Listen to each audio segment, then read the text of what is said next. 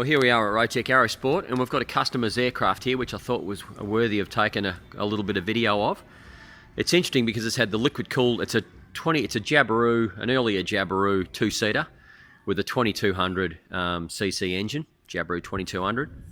It's already previously had the LCH ignition and some other bits and pieces installed, and I thought it might be good to take a look at how they've done it. From the outside, we can see straight away that the customers used this, made a couple of scoops here to feed a plenum, which we'll take a look at in a minute. But outside of that, it's got the alternator conversion, the electronic ignition, and the throttle body fuel injection, which we'll whip the cows off and take a quick look at. And at the end of the video, we'll give the engine a quick run, show you how the mixture control works, and how well the TBI responds to mixture and all those sorts of things. So we'll whip the cows off and we'll take a closer look. Alright, so the cow's removed, and we'll take a quick look at what we've got in here. So straight away you can see we've got the radiator down in there, and plenum chamber's been fabricated. And if we just look underneath that cowl there, bring that cowl back please, Tony. So you've got nice rubber, customers put these nice rubber seals on to feed the air in, and he's just got those two scoops. Not a ton of air coming in, but obviously enough. And you can see where on the cowl there where the rubber's been sealing nicely, that black square there, which is good. And so the air's blasting straight in here. Now recently an alternator, a 45 amp alternator has been installed, and you can see the Rotec supply the bracket, the alternator, the fan belt, all the nuts and bolts, spacers and pulleys, and it fits in there nicely. You can see it in there. And I'll take a closer look at that in a minute. And obviously the alternator has jutted into the area where the airbox is. No big deal, there's still plenty of air flowing through there. And in fact the air would help cool the alternator. A nice rubber baffle's been put around there. Most of the time when we see the alternator installed on the Jabiru, it doesn't interfere with this, because this normally just sits on its own. But obviously in this case, the way he's cooled got the radiator positioned with a top mounted scoop. But that's actually a good solution, because that will keep the alternator nice and cool. You can see it's been wired in there, very simple. It's got an inbuilt regulator, so you've just got the ignition wire to power the regulator, and then the warning light wire for the warning light on the panel, and then just your battery cable, which is connected to the battery via the master. As I said, they'll have no more charging issues there. And when the alternator is installed, where that pulley is, the original Jabiru alternator, the sort of big lawnmower alternator, motorbike alternator with a stator and bobbins, it's removed permanently. It's not required anymore. In fact, I can see the old rectifier there disconnected. It could actually be removed, save some weight. You can see the spider plate there, the accessory plate that replaces the original Jabiru one. And while we're here, we've got the electronic ignition installed. There's a heatsink there, with the module mounted on it, and it's been mounted to this airbox, which is a good idea because that's going to pick up cold air from the inside of that, keep the module nice and cool. And then you've got your wiring going down to, you just zoom in there, yeah, there's the ignition coil, the high voltage ignition coil, and then that feeds its high tension into the center of the distributor cap, which you can see just there. Should be able to make that out. And that's it. So he's got his liquid cooling, his alternator kit, and his electronic ignition for instant starting. You see it mounted there. By the way, all this comes with the kit, all the wiring harness and everything. Now we've got the LCH set up here. He's kept the original fiberglass ducts, which is a good idea because it not only adds more air to the cooling on top of the liquid cooling, also keeps the cylinders cool too. So it's not a bad idea to retain that. You can see the heads there. They've been on the engine for a long time. You can tell bolts are a bit rusty and the Welsh plug is tarnished. You might be able to just see a date there. What do we got there? I think it says 2012. So 6 month 2012. So been on there a while. What are we now? 2021? About the same time, 2021. So yeah, been a few years. What's that? 9 years. Hasn't given him any trouble whatsoever.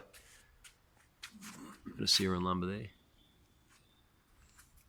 Yeah, so there you go. What he's got is he's got his water cooling both sides coming down here. running along underneath those wires there, that water plumbing there. And then it's got it linking round to this bank of heads, and then joining into a Y piece here, and then that's feeding into the top of the radiator right here, into the end cap of the radiator, which you can see there. I'm told it's a Kawasaki motorbike radiator. It's perfect size, beautiful. And then on the other side, there's the electric water pump there, Bosch driven. They're very reliable, haven't had any problems. He's got his coolant temperature here, overflow bottle, all very standard stuff. And then he's got a common rail down the bottom there. You see the two hoses on that side feeding these two cylinders here, or those two heads I should say. And then on this side you see that common rail coming across to this side, which is what the water pump is feeding. Those two hoses there are feeding coolant up under the heads on this side, and the hot water is coming out of the two on the top here. And then as I said, they link to here, and the hot water goes back into the top of the radiator.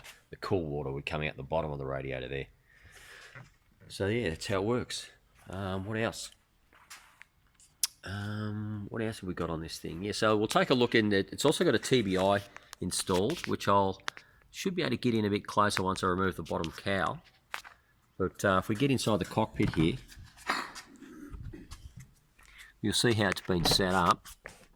There's a classic Jabiru throttle cable under the seat, and then there's the control arm with the cable that's controlling the TBI. Both sides, of course. And then an additional installation is this mixture control, which is a vernier type mixture control. So you can pull full lean, full rich, or you can use the vernier for fine adjustment. It's also got a primer knob, primer pull on, push off. So before you start the engine, you'd pull on that primer and just make sure you push it away. And that's that. That is that. So let's take this bottom cowl off and take a quick look at the TBI installation. Oh, that was it. What else? There's also oh, that was the primer. Yeah, we got all that. All right, so let's whip the bottom cowl off and take a look at how the TBI fits in there. All right, so we've got the cowls fully off now. We could take a closer look at the TBI. It's a little bit tricky to see, but you can sort of see it in there, and they can see quite well. So you can see there's the Rotec TBI. You've got your throttle cable right here.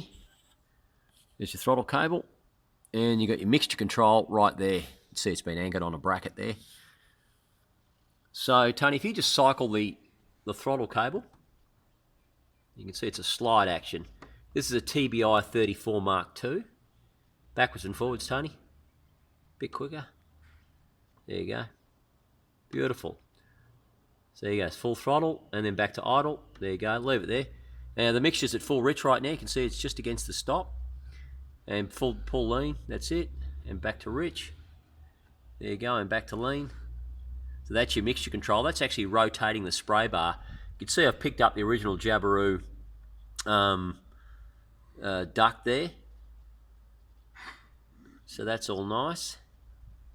And got a fiberglass adapter there, taking the Rotec TBI square mount flange to a round spigot, which matches the Jabiru airbox scat hose perfectly. So that's all good. And we'll whip around the other side and show the primer. Not sure what the light's like. Hopefully it's okay. Yeah, there it is all there. Be able to get a shot at it. So I've got our fuel going in here. Fuel, and there's a primer lever there, which is just basically a little tab. You can see where my finger is, operating a little button in the center of the diaphragm, which when it's depressed overrides the diaphragm and lets fuel trickle or flow quite liberally if the pump's on, to prime the TBI, purge it. The TBI doesn't actually carry any fuel. It relies on fuel supply all the time. So you can see the little mixture control. Pull the primer, Tony. Not much. There's not a lot of action, so I'll see if I can detect it. Go on, Tony. There you go. And again. Yep, that's working nicely. So that when you pull that on, you've got your primer. It also acts as an emergency feature as well. If you ever have a vapor lock you can engage the primer and it'll purge the vapor lock instantly. As I said, when the primer's engaged, it actually rides the diaphragm and depresses the flow valve manually. So it's not just for priming, it also does have a safety feature as well. The Allison, of which the Rotec TBI is closely related to, the Allison's doesn't have the priming system, the override feature like ours, and we thought that was a good addition. This is, of course, the Mark II TBI,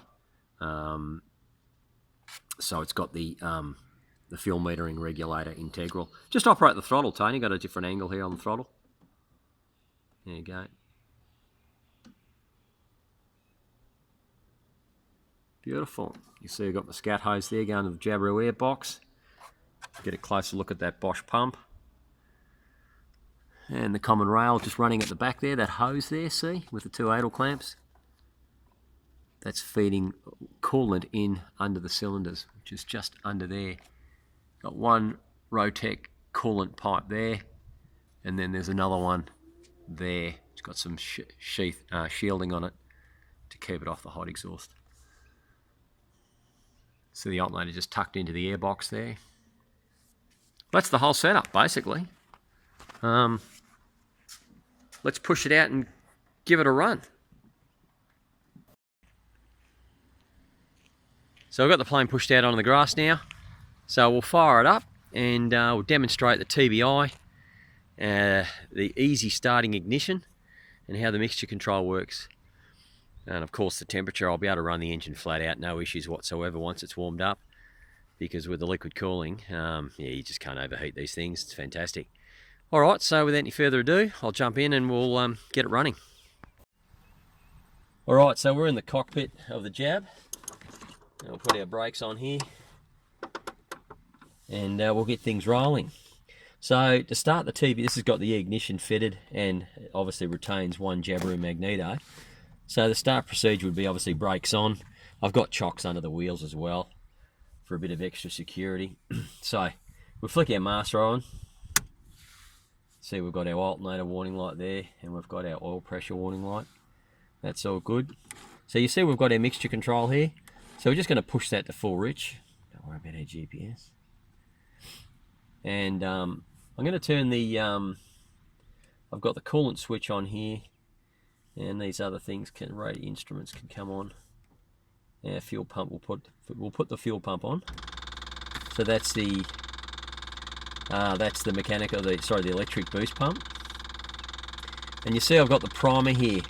Now unfortunately I can't see out the front, but my experience tells me generally you pull on the primer for a few seconds and that should be good enough to get some fuel up to the TBI. So we'll override the diaphragm with the primer now. Oh, turn the fuel tap on.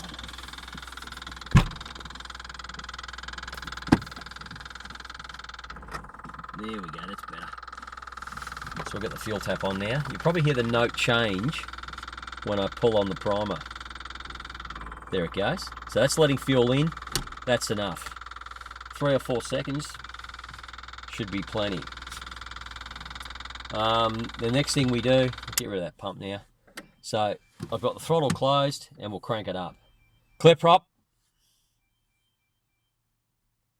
Just before I do that, the other thing you quite often do with the Rotec ignition, because it's got such a hot spark and very early in the piece, the spark is hot from the get-go, the engine can sometimes kick back a bit because the ignition, like the Jabiru ignition, is fixed advanced all the time. So obviously with a hotter spark, it can sometimes kick back on the starting. So one of the ways around that is you can, this engine may not start straight away because it's very cold, but one of the things you can do is you can press the starter motor with the ignition off so that the propeller gets momentum, or the engine gets momentum, and then once it's got momentum, you can then flick the switches in and it'll just carry through. So we'll try that technique. So okay, throttle closed, slightly cracked open, clear prop. So I'll wheel it over first, and then on. Started straight away.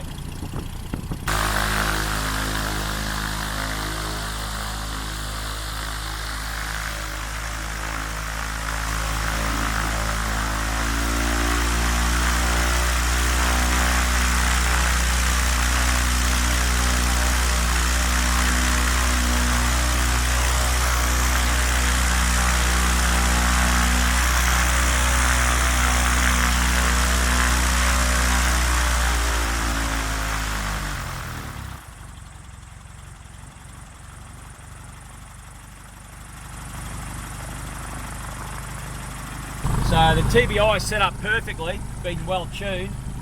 Just get around there, you might be able to catch it's idling at about 750, maybe 760 RPM.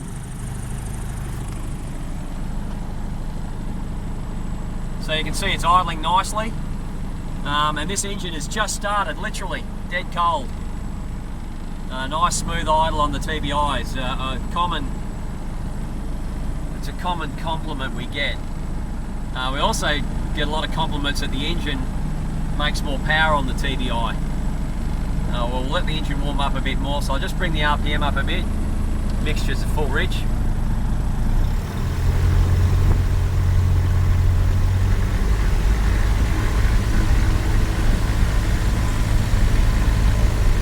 Got our coolant pump on.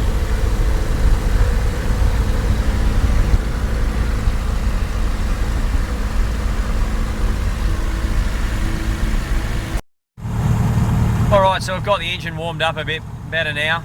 It's a little bit noisy in the cabin obviously because we've got an engine running, but hopefully you can hear me okay. So the engine's ticking over nicely at about, well, seems to be probably nicest at about 900, 1000. I mean, it's idling nicely at 800. But it just feels a bit sort of smoother at just under 1000, about there. But anyway, starting to get an indication on my water temperature there. And this engine's just going to run cool as a cucumber with these liquid cooled heads, which have been on there since 2012, never touched. Just think about that. Anyway, so the engine's warm now. We've got our mixture at full reach there. Primer is away. So let's bring the RPM up. And I'll show you how we lean a little bit.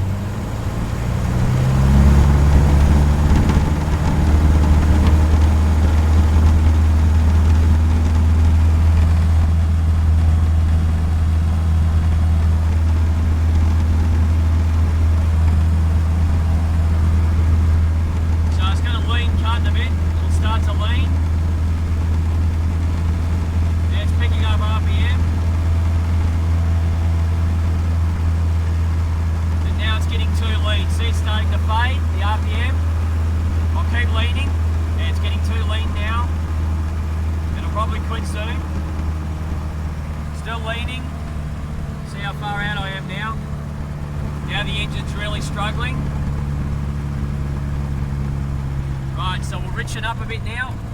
There you go, and back we come.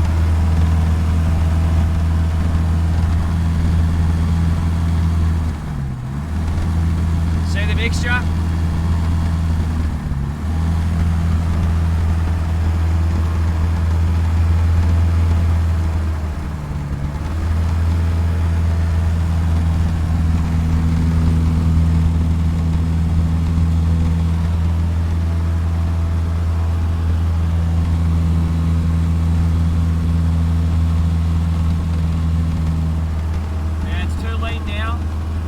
Up a bit more, and she's nice about there.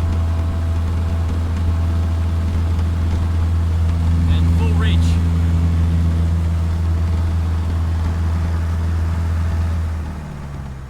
Bring the power back to a nice smooth idle. Look at that, beautiful. About 800 RPM. It's just nice there. Temperature's starting to come out now. We've got 40 degrees Celsius, so what have we got? 40. We're running at about just under 70 degrees Celsius now. Oil temperature starting to move about 50 degrees, pressure's good.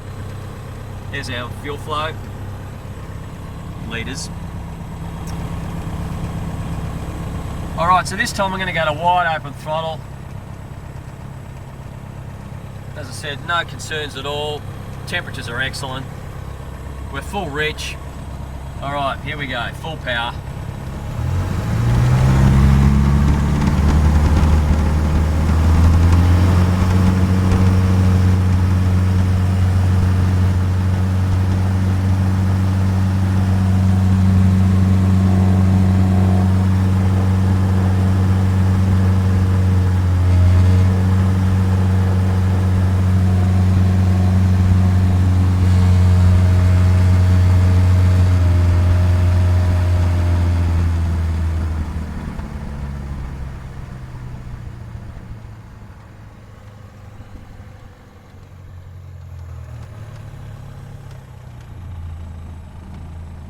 back to idle.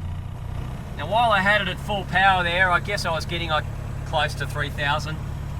I don't know this particular aircraft very well, or the propeller, but I can tell it's running nicely. And you know, both mags are working fine, including the Rotec electronic ignition. But the engine's running beautifully, temperatures are great, can't see an issue there at all. Now when I went to full power on the TBI, I just had to lean back a little bit from the maximum reach position, which is right against the stop here. I'm going to say I had it about there for best performance.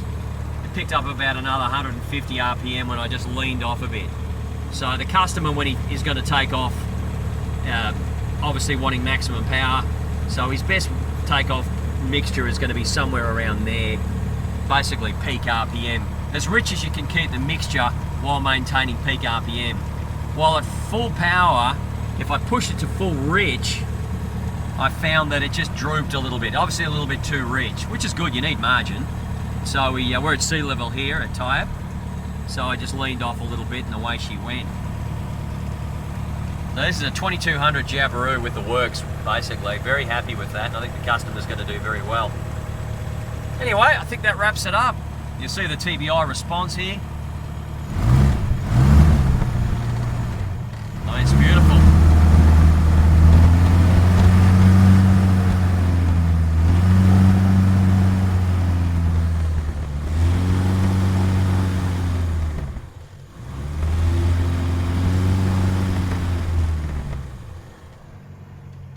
It's responding nicely.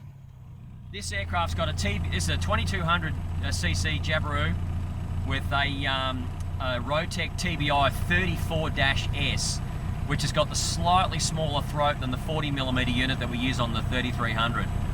In fact, you can use the 34mm unit on the 3300, it works very well. But yeah, this has got the 34S on it.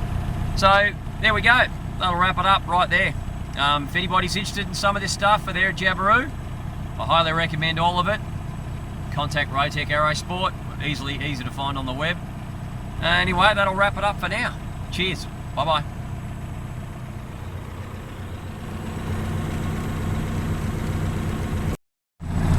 Oh, that was one other thing I was going to add. When people install the TBI, I quite often get questions or queries about, you know, why when they can't lean cut the engine at idle.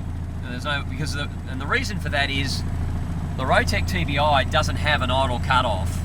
When you pull the mixture to full lean, it rotates the spray bar through 90 degrees. And of course that has no effect on the idle because the idle circuit is not on the spray bar. There's a separate idle jet within the TBI that supplies the idle mixture. So when you pull full lean, you see it doesn't quit. And of course it won't because we're not controlling the separate idle circuit here. It's not a part of the mixture control. Now if we keep the engine at full, so in other words, there's really no need to lean cut the engine, just turn it off, right? Done, just that's it. So I'll start the engine again. All right, so, but if you did want to lean cut the engine, this is the way you would do it. So idling at the moment at about just over 800 RPM.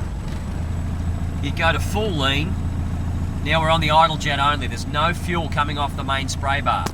So what's going to happen now is, as I increase the throttle, the power's going to increase and the idle circuit's not going to be able to maintain power, and there you go, it just lean cut, right? Because I was at full lean, and once the engine came off the idle circuit and moved onto the spray bar proper, the spray bar in the full lean position couldn't supply any fuel. The idle circuit soon couldn't meet the demand of the engine as the power increased, and it lean cut. But really, doing all that is really a waste of time. Just treat it like a regular carburetor, and just with a Bing carby, and just switch it off. That's it. The other thing too is the Rotec TBI has a flow valve inside the metering regulator, which closes when there's no engine demand. That diaphragm, the metering diaphragm, responds to engine performance. So as the manifold pressure increases and the air velocity through the venturi or the throat increases, that negative pressure is signaled to the diaphragm, which is directly acting on the flow valve, and it controls the fuel flow. Now, obviously, when the engine switches off or shuts down, there is no demand, and so the regulator or the metering regulator, in theory, should be zero. However, occasionally you will get the flow valve weeping, just leaking slightly, just dripping.